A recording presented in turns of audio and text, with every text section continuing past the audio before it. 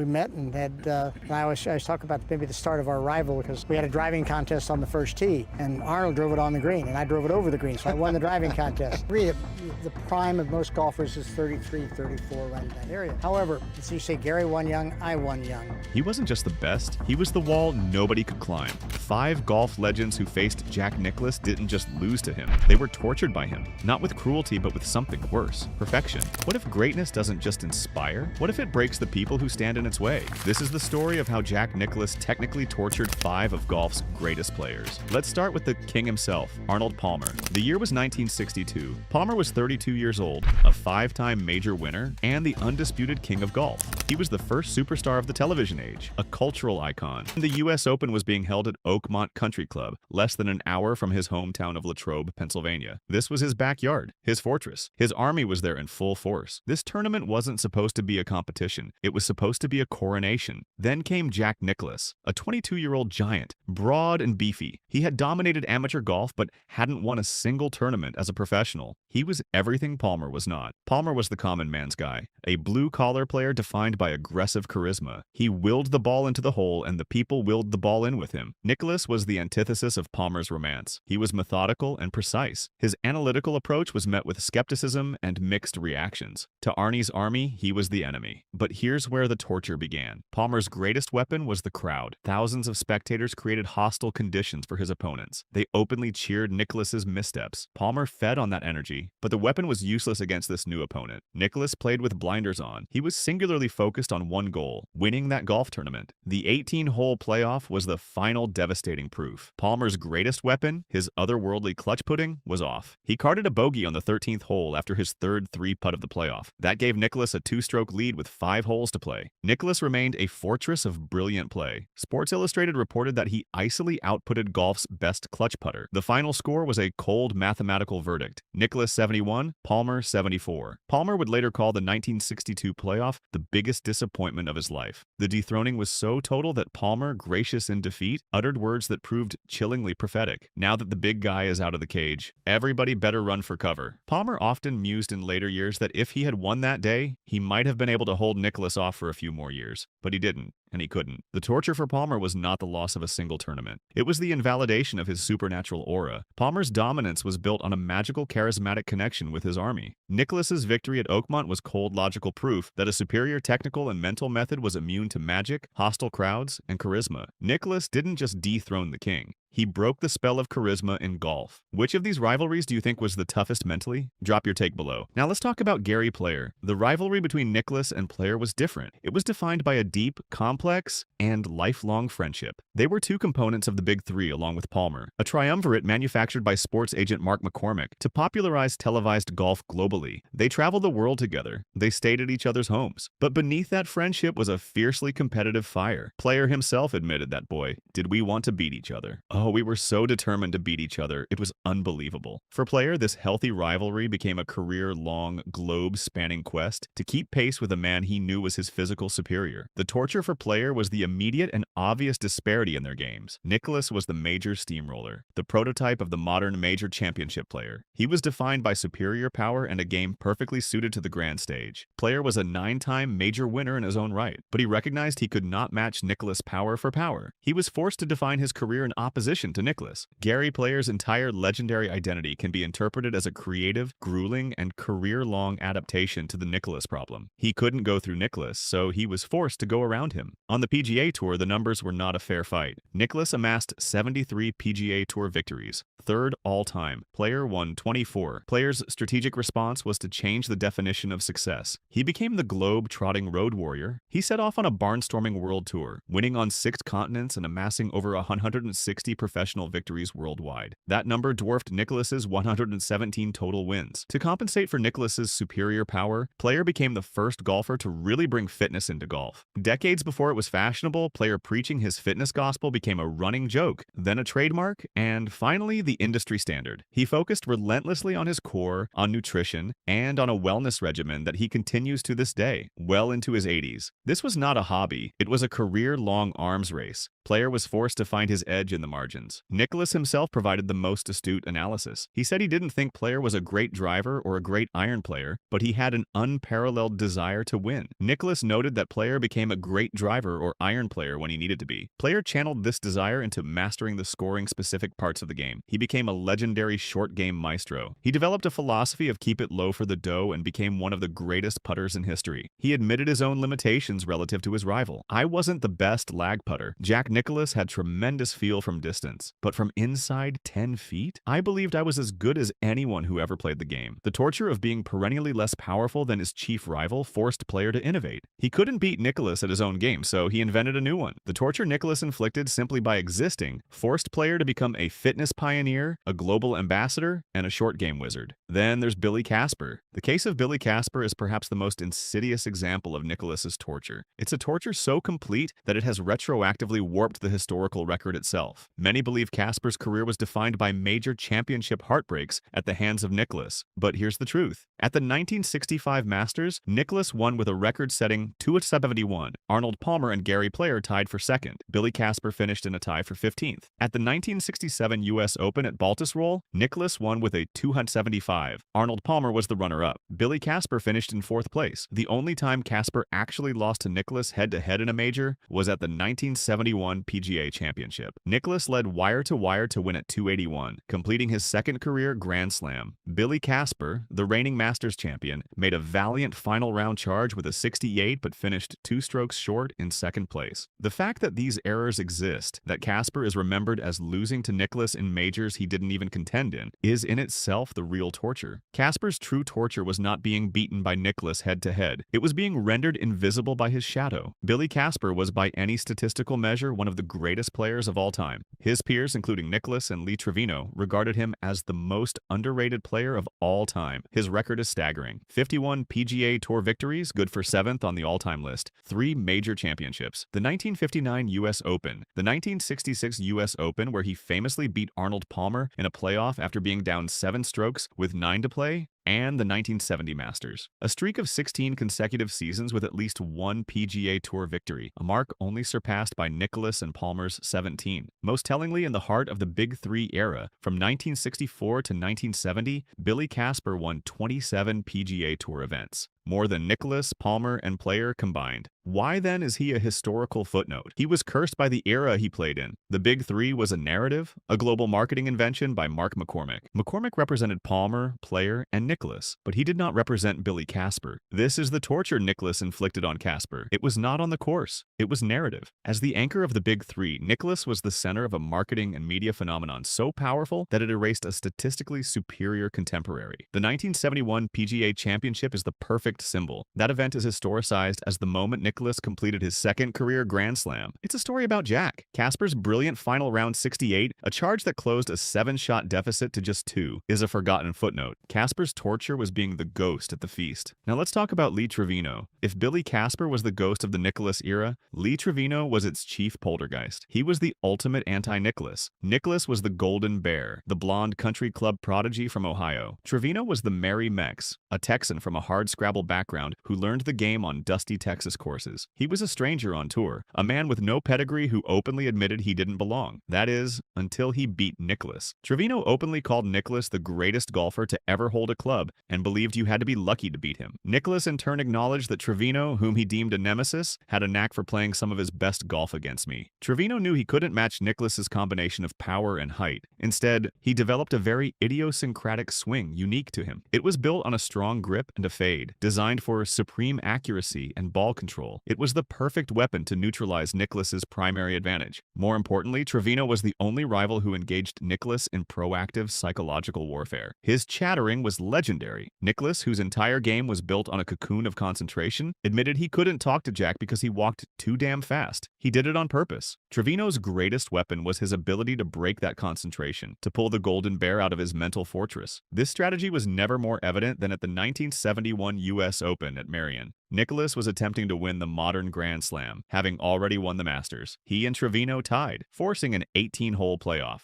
On the first tee, with tension at its peak, Trevino reached into his bag, pulled out a toy snake, and playfully tossed it at Nicklaus, who scrambled in surprise. This was not just a joke, it was a strategic masterstroke. It loosened up Trevino, broke the unbearable tension, and most importantly, humanized the Golden Bear. The unbeatable legend was just a man who could be frightened by a rubber snake. Now comfortable, Trevino went out and shot a 68 to Nicklaus's 71, denying him the Grand Slam. Trevino's role as interfering with history became his defining torture of Nicklaus. In 1972, Nicklaus was again bidding for the Grand Slam, having won both the Masters and the U.S. Open. At the Open Championship at Muirfield, Nicklaus trailed by 6 shots heading into the final round, but mounted a furious charge, posting a closing 66. It should have been enough, but it wasn't. Trevino playing behind him produced an incredible display of short game wizardry. Tied with Nicklaus's posted score as he played the 71st hole, the par 5 17th, Trevino was off the green in 4, looking at a certain bogey. He then produced one of the most miraculous shots in golf history. A chip in for par from off the green. The cruel blow not only secured his victory by 1 stroke, but also ended Nicklaus's Grand Slam dream for the 2nd consecutive year. Nicklaus was left to lament, "What can I do about a guy who holes it out of bunkers and across greens?" Trevino's torture was being forced to become the giant killer. He was the one rival Nicklaus couldn't solve, the one man who could consistently break the unbeatable force's composure, and in doing so, deny him history. Finally, then we come to Tom Watson. The rivalry between Nicklaus and Watson was the era's grand finale. This was not a clash of styles, nor was it a psychological counterattack. It was something purer, and for that reason more terrifying. It was a heavyweight contest of identical transcendent perfection. The 1977 Open Championship at Turnberry, immortalized as the duel in the sun, serves as the definitive case study. Watson, then 27, had already won the Masters that year, holding off Nicklaus. But he was not yet the Tom Watson. He had not yet arrived as an equal to the big boys. Watson's torture was the sheer, unbelievable level of perfection Nicklaus demanded from an opponent to be beaten. He was not competing against a man. He was competing against the Nicklaus standard. The duel in the sun was a 2-man race from the start. They were tied after 36 holes. They were paired in the 3rd round and both shot magnificent 65s. In the final round, they were paired again, and they lapped the field in a way that is still difficult to comprehend. The reigning U.S. Open champion Hubert Green finished in 3rd place. He shot a blistering final round 67 and finished at 279. He was a distant 10 strokes behind Nicklaus, the runner-up. Green's quote from that day encapsulates the torture. "I won this golf tournament. I don't know what game those other 2 guys were playing. They were playing a game that no one else in history had ever played." In the final 2 rounds of a major, Nicklaus shot 65-66. It was a brilliant championship-winning performance, but it wasn't enough to win. Watson shot 65-65. The climax on the 72nd hole was the final turn of the screw. Nicklaus, having sprayed his drive into deep gorse, bludgeoned his recovery out, and then sank a miraculous birdie putt from about a mile. He had posted a 66. Watson, watching this, knew he had to hole his own 4-footer for the win. He later said, "I knew I'd have to hole that last putt to win because I just knew Jack would ken that long putt of his." He calmly sank the putt. The torture of the Nicklaus benchmark is revealed in the iconic post-round exchange. As they walked off the 18th green, Nicklaus put his arm around Watson's neck, smiled, and said, "Tom, I gave you my best shot. It wasn't good enough. Congratulations. I'm really happy for you." For Watson, this was the moment of validation, the release from the torture of doubt. He reflected on that exact moment. "At that point in my career, that was probably the biggest change. I said, now maybe I've arrived, and I can beat and play with the big boys." Nicklaus's torture of Watson was the creation of an almost insurmountable psychological barrier. The duel in the sun was Watson's personal Everest. He had to play perfect golf, 65-65, to beat Nicklaus's merely brilliant golf, 65-66. In the end, the 5 men who faced him are the same 5 who helped define his legend. Palmer was dethroned, Player was redefined, Casper was erased, Trevino adapted, Watson ascended. Nicklaus didn't just beat them. His constant presence made rivals redefine themselves. His tyranny of consistency wasn't physical, it was existential. The pressure of knowing he'd always be there. Jack Nicklaus didn't destroy them, he forged them. If you enjoyed this look into the darker side of golf's greatest rivalries, make sure to subscribe. We've got more untold stories of sporting legends coming soon. I didn't play well, I shot 3 over, but I won the PGA, so. There's a lot more to winning than just, hitting bombs. You saw him dropping all kinds of bombs off the tee. I mean, just hellacious bombs. Obviously, I love to play. My parents used to take my clubs away as punishment when I was little. You like to hit bombs. I do. That is...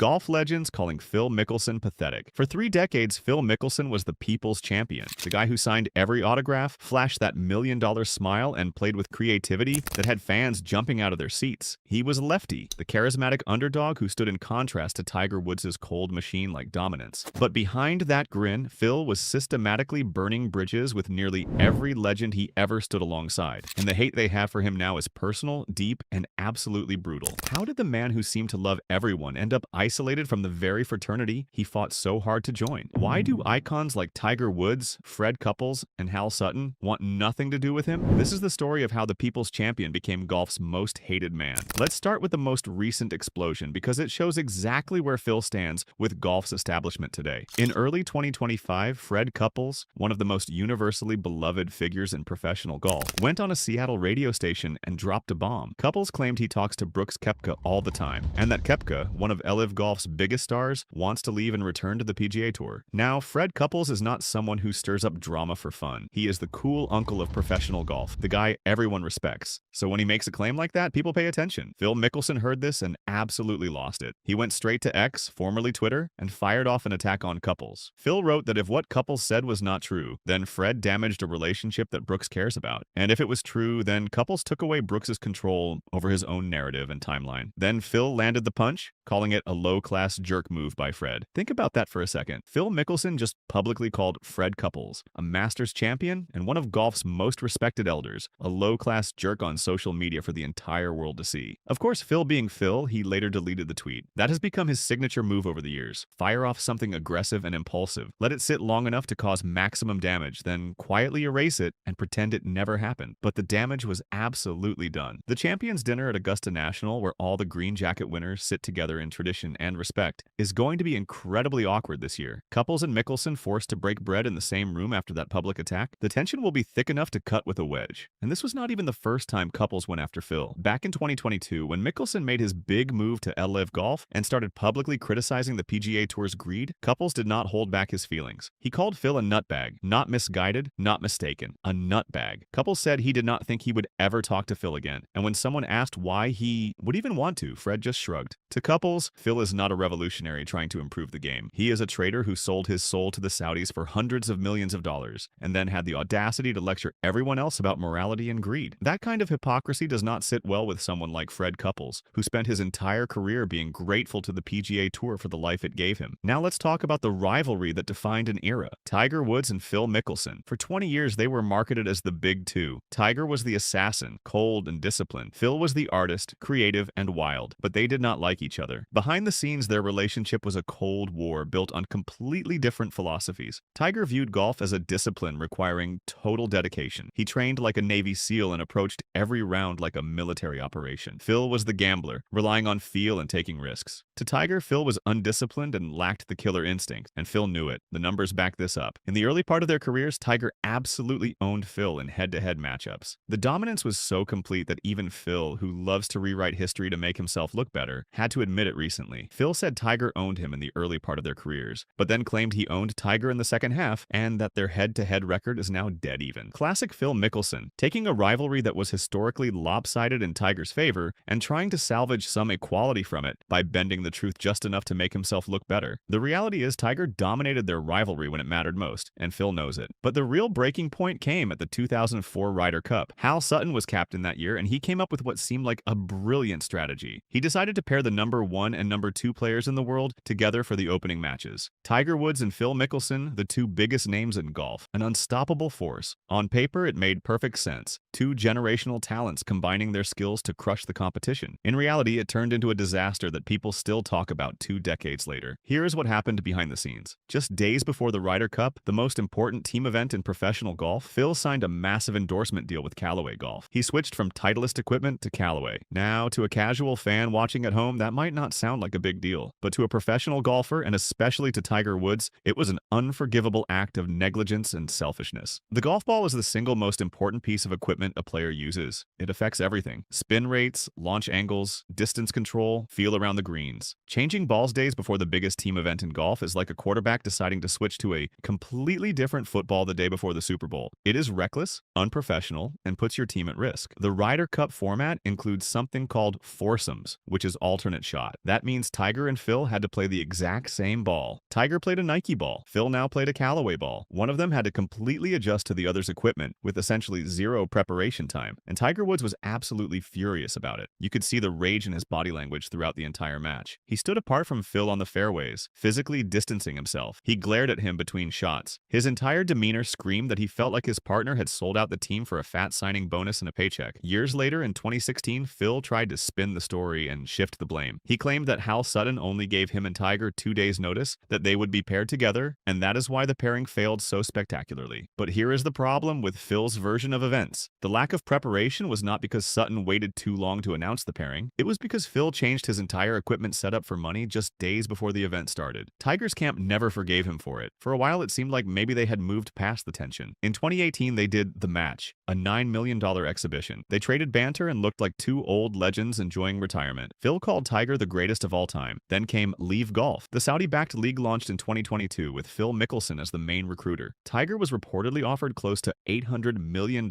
He turned it down flat. Tiger values history and the legacy of the PGA Tour above everything. Phil took a reported $200 million and became the face of the defectors. To Tiger, this was the ultimate betrayal. Tiger had spent his entire career cementing his legacy within the PGA Tour, and now Phil was trying to tear it apart. The warmth from the match era evaporated overnight. In 2024 at Royal Troon, Tiger and Phil crossed paths on the driving range. They said hi. That was it. Phil later said they were both preparing, and it is not like they were going to sit there and chat. They are not friends. Tiger has excommunicated Phil from his inner circle completely. Now, back to Hal Sutton. His feud with Phil might be the most personal of all. Sutton was the captain of that disastrous 2004 Ryder Cup. For 12 years, he took the criticism and accepted responsibility. That is what captains do. But in 2016, Phil decided to rewrite history. At a press conference, Phil launched an unsolicited attack on Sutton's captaincy. He said the 2004 team was doomed to fail because Sutton only gave him and Tiger 2 days' notice of their pairing. Sutton was blindsided and fired back hard. He pointed out that Phil switched equipment days before the matches. Sutton said he would not have done it. The implication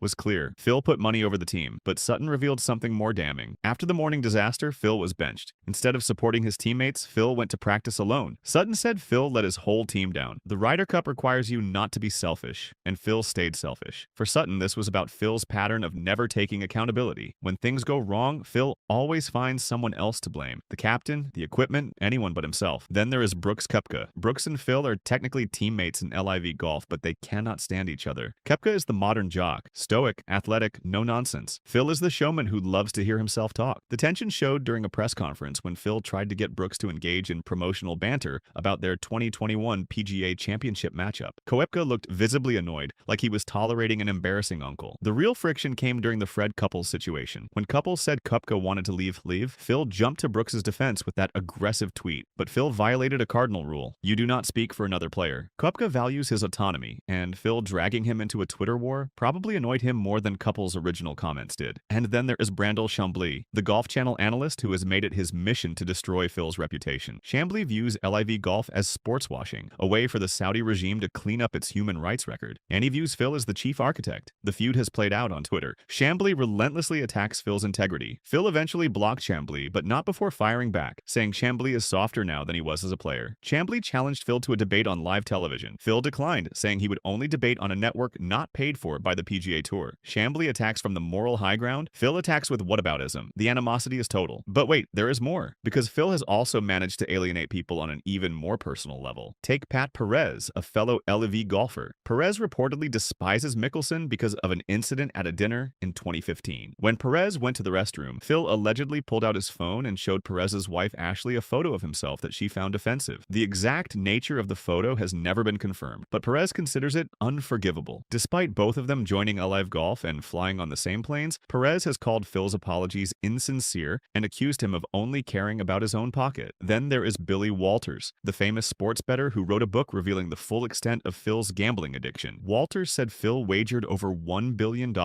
and lost $100 million over 3 decades. But Walters' hatred goes beyond the money. Walters was convicted of insider trading in 2017 and sent to prison. He claims Phil had evidence that could have exonerated him but refused to testify to protect his own reputation. Walters wrote that all Phil had to do was publicly say it, but he refused. The outcome cost Walters his freedom. While Walters was in prison, his daughter committed suicide, and he still believes he could have saved her if he had been on the outside. Walters also revealed that Phil tried to bet $400,000 on the U.S. team team to win the 2012 Ryder Cup, an event Phil was playing in. Walter says he furiously rejected the bet, asking Phil if he had lost his mind. That allegation, if true, is a betrayal of the sport's integrity at the highest level. It is the kind of thing that makes players like Tiger and Sutton view Phil not just as annoying, but as a genuine threat to the game's legitimacy. Even Vijay Singh has a grudge. At the 2005 Masters, Singh complained that Phil's metal spikes were damaging the greens. Phil felt Singh was trying to rattle him, so he confronted Singh in the locker room during a rain delay. The exchange was heated, with reports that they had to be separated. Phil told Singh he was disappointed in him. Singh, or possibly Fred Couples, who was intervening, reportedly called Phil something unprintable. This incident solidified a dislike between two top players of the era. Singh, who came from poverty and worked his way up, saw Phil's country club upbringing and lack of consideration as pure entitlement. So where does all this hate come from? What is the common thread? The answer lies in a nickname Phil earned back in the 1990s, Fig Jam. It stands for a phrase that starts with the letter F, then I'm good, just ask me. That nickname captures everything about Phil that drives his peers crazy. It is the profound arrogance hidden behind the AWW shucks grin. While fans saw a player who loved the gallery, other players saw a guy who loved the mirror. Kevin Kisner told a story that perfectly illustrates the exhausting experience of being Phil's teammate. During the 2017 President's Cup, Phil was struggling with his game. He told Kisner that every time he hit a shot, he needed Kisner to face him with his belly because all of Kisner's energy comes from his belly, and Phil could pull that energy before every shot. Kisner tells the story with a laugh now, but imagine being in that moment. Imagine having to stand in a specific spot so Phil can absorb your belly energy. For no-nonsense guys like Tiger or Brooks, that kind of pseudo-spiritual narcissism is insufferable. The thing is, Phil has achieved everything a golfer could dream of. 6 major championships, Hall of Fame induction, a fortune that exceeds $1 billion. But the cost of that success has been the systematic alienation of nearly everyone he competed against. He is estranged from Tiger Woods, the only equal he ever had. He is loathed by Hal Sutton and Fred Couples, the captains and guardians of the game. He is viewed with suspicion by Brooks Koepka, his current ally. He is hated by Pat Perez and Billy Walters for personal betrayals. He is the target of a moral crusade by Brandel Chambly. The hate for Phil Mickelson is not simple jealousy. It is the result of a 30-year pattern of behavior that prioritized self-interest above everything else. Whether it was changing equipment before the Ryder Cup to cash a check, gambling on the integrity of the game, or defecting to a rival league funded by a controversial regime, Phil has consistently chosen himself over the collective. And in doing so, he has become the wealthiest, most successful pariah in the history of professional golf. But here's the thing you cannot ignore. Despite all the burned bridges and all the hate from his peers, Phil Mickelson remains one of the most talented and influential players the game has ever seen. His 6 majors, his creativity, his connection with fans, those things are real. He brought excitement to the sport in ways that few players ever have. He made golf fun to watch. He signed those autographs. He flashed that smile, and millions of fans loved him for it. Phil Mickelson is a legend, even if the other legends cannot stand him. He stands alone on an island of his own making, admired by the masses but deeply disliked by the men who know him best. And maybe that is the ultimate price of being the people's champion. You win the hearts of the fans, but you lose the respect of your peers. In the end, Phil got exactly what he wanted. He got rich, he got famous, he got his place in history. He just had to sacrifice the fraternity to get there. So what do you think? Was Phil justified in his decisions, or did he betray the values of the game? Drop your thoughts in the comments below, and if you want more stories about the hidden feuds and controversies in professional sports, make sure to hit that subscribe button. There is a whole lot more where this came from. A lot more.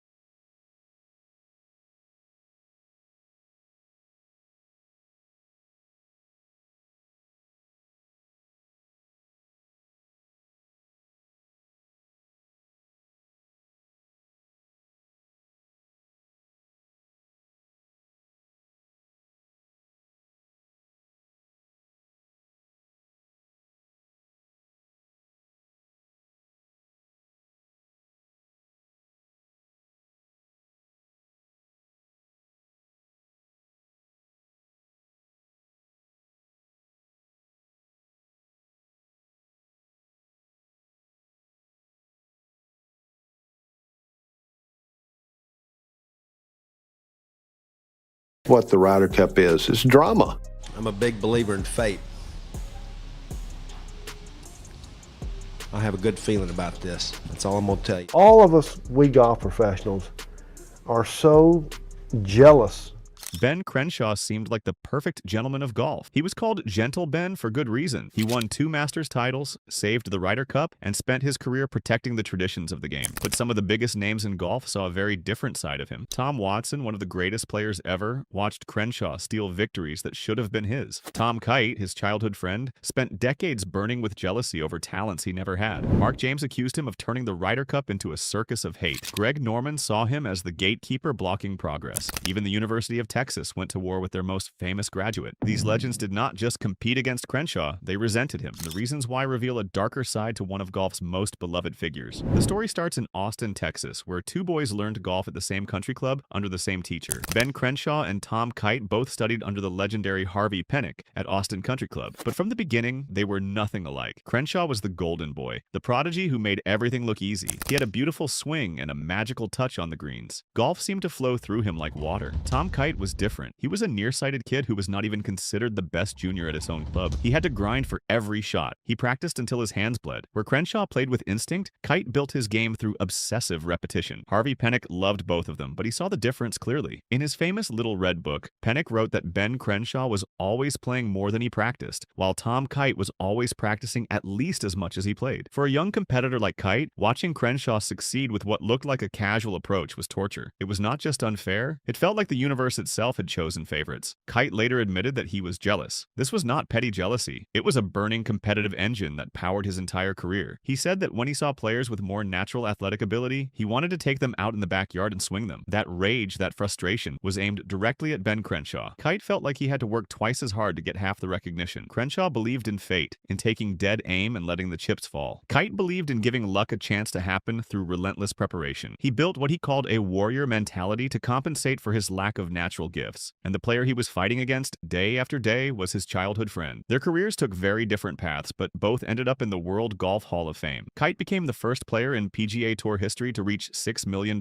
in earnings. He was the leading money winner. His success came from consistency, shooting the kind of scores that would travel week in and week out. But the one thing that mattered most kept slipping away. Kite struggled for years to win a major championship, finally breaking through at the 1992 US Open. Meanwhile, Crenshaw won the Masters twice. He captured the most coveted prize in golf not once but twice, often through what critics called miracle putting rather than superior ball striking. For Kite, watching Crenshaw win majors through touch and feel while he ground away with perfect mechanics felt like proof that the world was fundamentally unfair. Before we go further, if you are enjoying this deep dive into the rivalries that shaped golf, make sure you hit that subscribe button and drop a comment below. Tell us which PGA legend you think had the biggest beef with Crenshaw. Was it Kite's lifelong jealousy, or does someone else take the crown? Let us know what you think. The tension with Tom Kite was personal and quiet, simmering over decades, but the hatred from Mark James was loud, public, and brutal. The 1999 Ryder Cup at Brookline, Massachusetts became the most controversial event in the history of the matches, and Mark James, the European captain, held Ben Crenshaw personally responsible for destroying the spirit of the competition. Mark James was a stoic, pragmatic Englishman who managed his team with cold calculation. He refused to play 3 of his rookies until the final day, a strategic gamble that backfired. Ben Crenshaw led with pure emotion. When the American team trailed 10-6 going into the final day, a deficit that had never been overcome in Ryder Cup history, Crenshaw stood in front of the media and said something that stunned everyone. He pointed his finger and declared that he was a big believer in fate. He had a good feeling about this. Then he walked out. To Mark James, this was not leadership. It was delusion. But when the Americans staged their historic comeback, James did not see fate at work. He saw something much darker. He accused Crenshaw of whipping up the crowd into a hysteria that crossed every line of sportsmanship. In his book, Into the Bear Pit, James unleashed a torrent of criticism. He claimed that European players and their wives were subjected to vile abuse from the galleries. His own wife said she was spat at by American fans. James placed the blame squarely on Crenshaw, arguing that his emotional rhetoric and talk of fate acted like a dog whistle for the worst elements of American patriotism. The breaking point came on the 17th green during the Sunday singles. Justin Leonard holed a 45-foot putt, and the American team, caddies, and wives stormed the green in chaotic celebration. The problem was that Jose Maria Olazabal still had how to putt to have the hole and keep the Ryder Cup alive. For James, this was the ultimate breach of etiquette. The invasion of the green was not spontaneous joy. It was disrespectful, trampling on the integrity of the game both literally and figuratively. Crenshaw later admitted that the team lost their minds and that it was a lifelong regret, but James was unmoved by the apologies. In his book, James criticized Crenshaw's apologies as fake, noting that Crenshaw always qualified his regret with a but, implying that the excitement was justified by the improbability of the comeback. James felt that Crenshaw's failure to control his team or the crowd delegitimized the American victory. He viewed Crenshaw as less of a strategist and more of a cheerleader, a term he used as an insult. While James had agonized over pairings and strategy, he felt Crenshaw simply rode a wave of nationalism to victory. James did not just dislike Crenshaw, he detested him for turning a gentleman's game into what he called a bear pit, valuing the result over the method, and forever staining the Ryder Cup with the ugly mark of hooliganism. Tom Watson had a very different kind of frustration with Ben Crenshaw. In the late 1970s and early 80s, Watson was the undisputed king of American golf. He was the heir to Jack Nicklaus, a complete player who was long off the tee, brilliant with his irons, and fierce in competition. Crenshaw, by contrast, was the gentle loser with a beautiful swing who lacked the killer instinct. The natural order between them was established at the 1977 Masters. Watson and Crenshaw started the final day tied for the lead, but Watson dismantled him, beating him by a distance to win the green jacket. At that stage,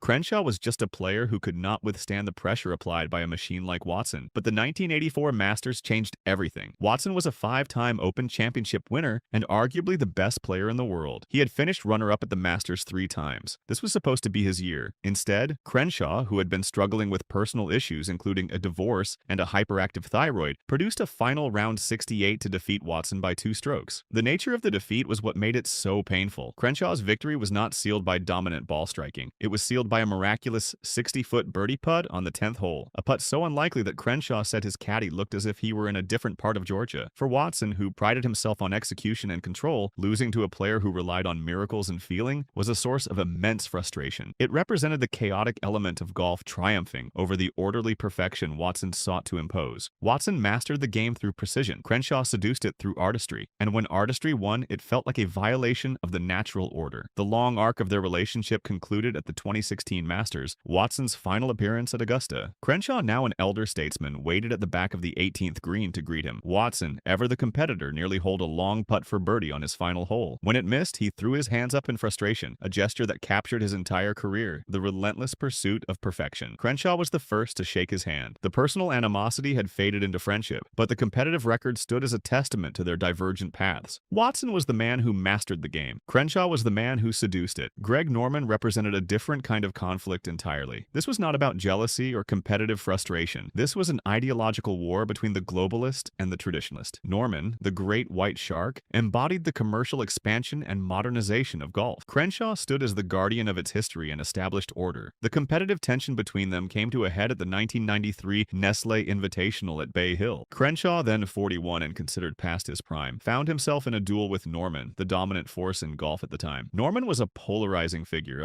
often embroiled in feuds with fellow players. This bad blood stemmed from his aggressive personality and his attempts to reshape the tour, including an early proposal for a world tour that threatened the PGA Tour's control. Crenshaw, a staunch institutionalist, viewed Norman's disruptions with suspicion. At Bay Hill, Crenshaw defeated Norman, a victory that was seen as a triumph for the old guard. Reports from the time highlighted the satisfaction among traditionalists in seeing the gentle Texan take down the aggressive Australian. The most striking intersection of their careers occurred at the 1996 Masters. Crenshaw was the defending champion, having won his emotional second title in 1995. Norman entered the final round with a 6-shot lead, poised to finally win the green jacket that had eluded him through a series of miracle defeats. Norman's historic collapse on that Sunday is well documented, but the dynamic with Crenshaw adds another layer. As the defending champion, Crenshaw was responsible for placing the green jacket on the winner. He had to watch as Norman disintegrated, a process that validated Crenshaw's belief in the mysteries of Augusta National. The course chooses the champion, and arrogance punishes those who try to conquer it too forcefully. Crenshaw waiting for Norman at the end was not an act of hate, but for Norman, it likely represented the pity of the establishment he despised. Norman's career was defined by being the victim of miracles. Bob Tway's bunker shot, Larry Mize's chip in. Crenshaw was the beneficiary of such miracles. This cosmic injustice fueled Norman's resentment toward the lucky traditionalists like Crenshaw. In recent years, this ideological rift has only widened. Norman's leadership of LIV Golf, the Disruptor League, is the opposite of everything Crenshaw stands for. Crenshaw represents the PGA Tour legacy and golf history. Norman has spent his life trying to dismantle that very establishment. The hate here is not personal, it is systemic. Crenshaw is the preservationist, Norman is the destroyer. But perhaps the most surprising conflict in Crenshaw's life has nothing to do with rival players. It is a legal and political war with the University of Texas, his own alma mater. The conflict centers on Lyons Municipal Golf Course, known locally as Muni. The course sits on 141 acres of land donated to the University of Texas in 1910. The university has leased the land to the city of Austin for use as a golf course since 1937. For Crenshaw, Muni is sacred. It is where he learned the game, winning his first trophy there as a fourth grader and making his first hole-in-one with his mother's 5-iron. Beyond personal sentiment, Crenshaw argues that Muni is a vital civil rights landmark. In 1950, following the Supreme Court decision in Sweat versus Painter, which integrated the UT Law School, Muni quietly became the first municipal golf course in the South to desegregate. Legends like Joe Louis played there during the era of segregation, but the University of Texas Board of Regents views the land very differently. They see it as an underperforming asset. The city of Austin pays UT approximately $490,000 per year to lease the course, but UT officials testified that if developed into a mixed-use residential and commercial district, the land could generate $5.9 million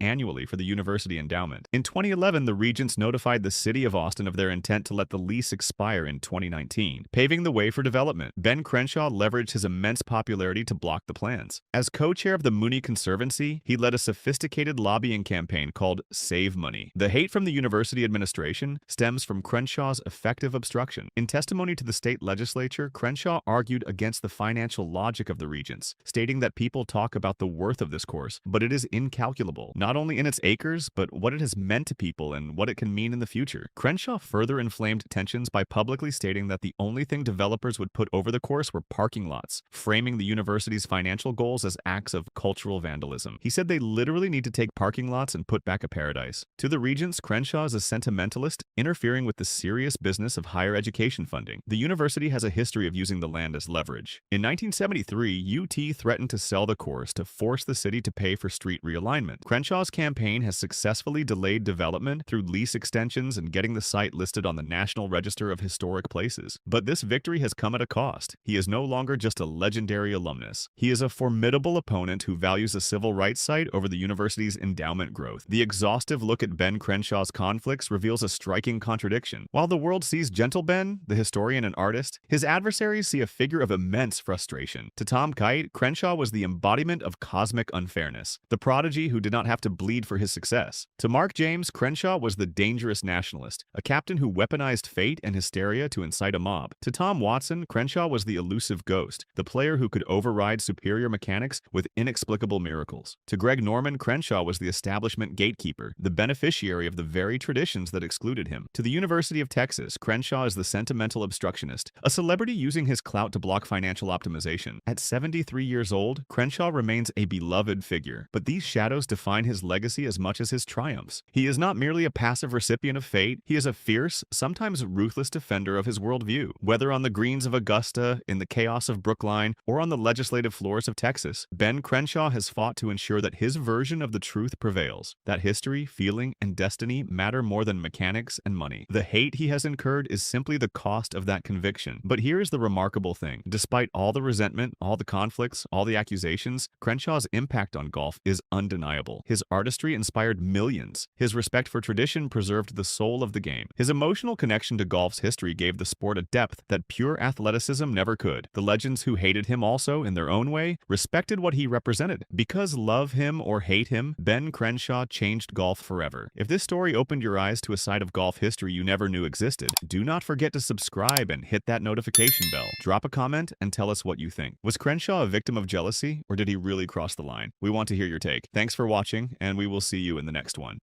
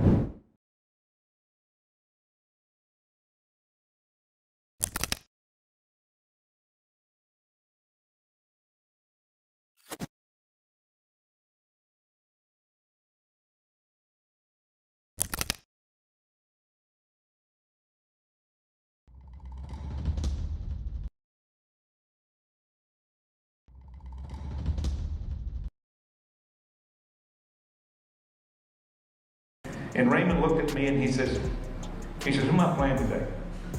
I said, you're playing me, Mr. Floyd. I think there were guys that elevated their game more back then. I think the term superstar. Raymond Floyd. You know that name. But here's the question nobody wants to ask. Why did so many legends of the game actually hate playing against him? We're not talking about simple rivalry or competition.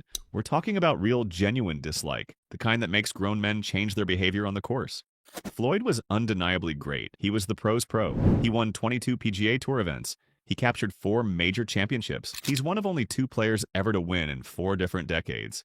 His peers feared him. That famous Floyd stare could cut through you like a knife. He was an absolute killer on the course, but here's the thing. That same intensity that won him trophies also made him enemies. Today, we're diving into the stories of 4 golf legends who had major problems with Raymond Floyd.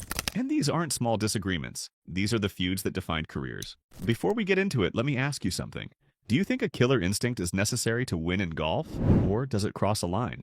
Drop your thoughts in the comments below, and if you love stories about golf's biggest feuds and rivalries, hit that subscribe button right now. Let's start with one of the most explosive moments in Ryder Cup history. The 1991 Ryder Cup. They called it the War on the Shore. It was one of the most hostile events golf has ever seen. The matches at Kiawah Island were played in pure animosity, Americans versus Europeans. And right in the middle of it all was Seve Ballesteros. Seve was the emotional heart and soul of Team Europe. He was the passionate underdog fighting against what he saw as American disrespect. He played with fire in his heart. He used every psychological trick in the book. And that's where things got nasty. The American team started complaining. They said Sev had a cough. Not just any cough, a perfectly timed cough that happened right during their backswings. Was it deliberate? The Americans thought so. They were furious. But instead of going to an official, Raymond Floyd decided to handle it himself. He was the enforcer, the intimidator. He walked right up to Seve and delivered a chilling message. He told him, I heard you had a cough yesterday. You won't be having one at all today. Just like that. Cold, direct, intimidating. According to the story, Sev's mysterious cough disappeared for the rest of the match. This wasn't about etiquette. This was psychological warfare. Floyd was bullying Europe's star player. He was using his reputation as a tough guy to silence the opposition. It was intimidation, plain and simple. Think about what that moment represented. Floyd wasn't just defending American honor, he was asserting dominance. He was showing everyone on that course that he was willing to confront anyone, even the most beloved player on the European side. It was a power play designed to rattle not just Sev, but the entire European team. The message was clear, we won't be pushed around. But there was something darker underneath. Floyd was using fear as a weapon. The confrontation spoke volumes about how Floyd approached competition. He didn't believe in backing down. He didn't believe in letting things slide. If someone crossed a line, he would be the one to step up and handle it. Some people call that leadership. Others call it bullying. The truth probably lies somewhere in between. But what's undeniable is that Floyd's approach created tension. It created enemies, and it made the Ryder Cup even more hostile than it already was. And here's the kicker. Seve got the last laugh. He and his partner defeated Floyd and Fred Couples in their match. The bully got beaten. The Ryder Cup incident revealed something important about Floyd. He believed in a certain code, a way the game should be played. And when someone violated that code, he took it personally. He saw himself as a guardian of proper conduct. But to everyone watching, especially the Europeans, it looked like arrogance. It looked like an American star trying to intimidate a passionate competitor who was simply fighting for his team. The clash between Floyd and Seve wasn't just about a cough. It was about 2 different philosophies colliding. Floyd represented the stoic, disciplined American approach. Seve represented the fiery, emotional European style, and neither man was willing to back down. Now let's rewind a few decades. El Paso, Texas, mid-1960s. Raymond Floyd was already a big PGA Tour star. He had money. He had fame. He rolled up to Horizon Hills Country Club in his fancy white Cadillac. Meanwhile, Lee Trevino was nobody. He was just an unknown club pro, a hustler who made extra cash playing money matches. But Trevino had a plan. When Floyd arrived, Trevino played the part. He grabbed Floyd's bag, he escorted him to the locker room. Then he got down on his knees and started shining Floyd's shoes. Floyd had no idea who this helpful attendant was. When it came time for the practice round, Floyd asked his backers a simple question. Who's the local player I'm supposed to play? Trevino looked up from shining those shoes and said, That would be me, Mr. Floyd. Floyd was stunned. Then he got arrogant. He turned to his backers and dismissed the whole thing. He said, I'm playing the shoe shine guy. I don't need to scout any course. That line says everything about Floyd's attitude. He was cocky. He was dismissive. He looked down on Trevino because he wasn't a touring pro. He thought the match would be easy money. The whole setup revealed Floyd's worldview. In his mind, there was a hierarchy in golf. Tour players at the top, everyone else below. He couldn't imagine that a club pro, no matter how talented, could compete with him. It was pure arrogance born from success and status. He was wrong, dead wrong. They played for thousands of dollars, and the shoeshine guy destroyed him. Trevino won the first 2 days easily. Floyd was getting schooled on a dusty Texas course by a man he'd just mocked. The gallery wasn't some polite country club crowd either. It was pickup trucks bouncing down the fairways. Guys drinking beer and watching the show. This was raw golf, street golf, and Floyd was out of his element. After losing the first day, Floyd desperately asked for an emergency 9 holes. He wanted to win his money back, but Trevino shut him down. He said, "I'm sorry, I can't, Mr. Floyd. I have to put in all the carts before dark." It was the ultimate hustle. Trevino, the guy Floyd had dismissed as help, outsmarted the arrogant star. Floyd did manage to win some money back on the third day, but the damage was done. He'd been humiliated by a man he didn't respect. What makes this story so revealing is what happened next. A lesser person would have left El Paso embarrassed and angry, but Floyd did something unexpected. He became Trevino's biggest advocate. When he got back to the tour, he told everyone about this kid in El Paso. He said, "Boys, there's a little Mexican kid out in El Paso, and when he comes out here, you'll have to make room for him." That respect for pure skill, even after being beaten and embarrassed, showed a different side of Floyd. He could recognize greatness even when it came from someone he'd underestimated. But it doesn't erase the initial arrogance, that dismissive attitude, the assumption that a shoeshine guy couldn't compete. That moment defined how Floyd saw the world, and it took a beating to change his mind. The El Paso match also revealed something else about Floyd. He was a gambler at heart. High stakes didn't scare him. In fact, he seemed to thrive on the pressure of money games. But there's a difference between confidence and arrogance. Floyd crossed that line. He assumed his status as a tour player made him superior. He didn't do his homework. He didn't prepare. He just showed up expecting to win because of who he was. That's not confidence. That's ego. And Trevino exploited it perfectly. The whole setup was designed to make Floyd underestimate him. And it worked.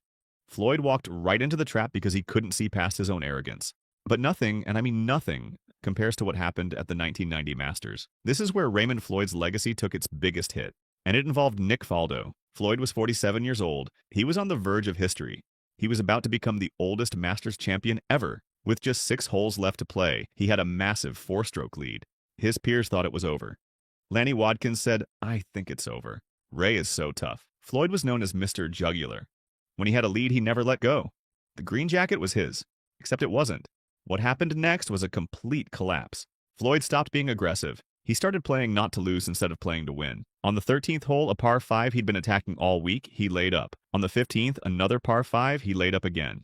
This wasn't his style, he even admitted it later. He said, "That was not a strategy I left the first tee with. It's not my nature to play that way." So why did he do it? Fear? Pressure? The weight of history crushing down on him. This is where the mental game exposed Floyd's weakness. For all his intimidation tactics and killer instinct, when the pressure was truly on, he cracked. He abandoned everything that had made him successful. The aggressive mindset, the attacking style, the refusal to back down.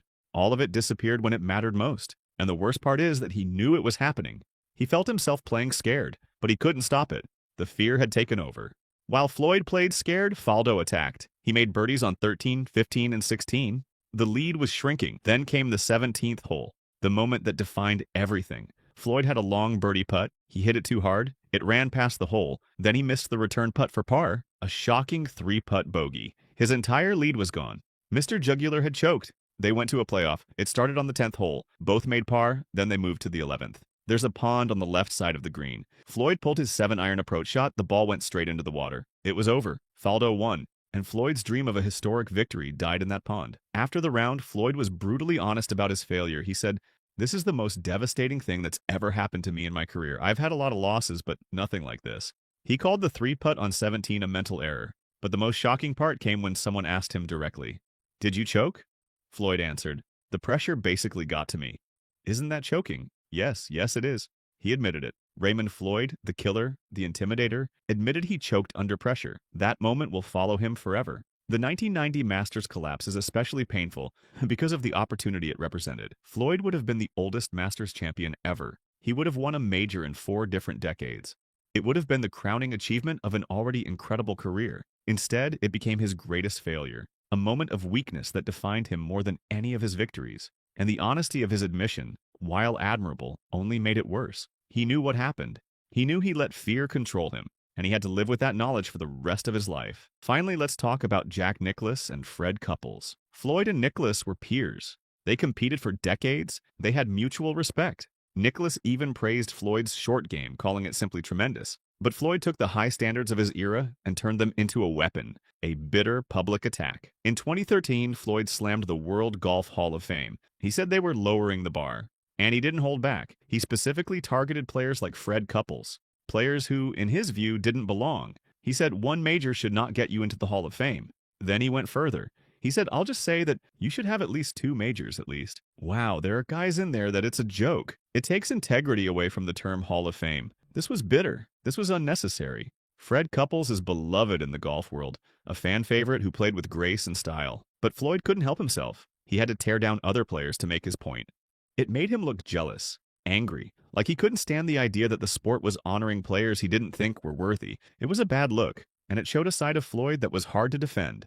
So there you have it, Raymond Floyd, the intimidator who bullied Seve, the arrogant pro who got hustled by a shoe shine guy, the champion who admitted to choking, the bitter critic who tore down beloved players. But here's the thing, there's another side to his story. Floyd's career had 2 halves. Before 1973, he was a partier. He lived a rat pack life filled with late nights and gambling. Then he married Maria, and everything changed. He settled down. He refocused. Of his 22 career wins, 17 came after he got married. She transformed him from a talented party guy into a professional champion. He won the Masters, the PGA Championship, and the U.S. Open in his second act. He became the focused, disciplined competitor his peers admired. His longevity was remarkable, winning in 4 different decades. And his short game, that tremendous short game Nicklaus praised, was truly one of the greatest ever. So while he made enemies and showed his flaws, he also proved he belonged in that Hall of Fame he loved to criticize. What do you think of Raymond Floyd? Was he a tough-as-nails legend who did what it took to win? Or was he a bitter bully who crossed the line? Let us know your take in the comments. Thanks for watching, and be sure to subscribe for more deep dives into sports history.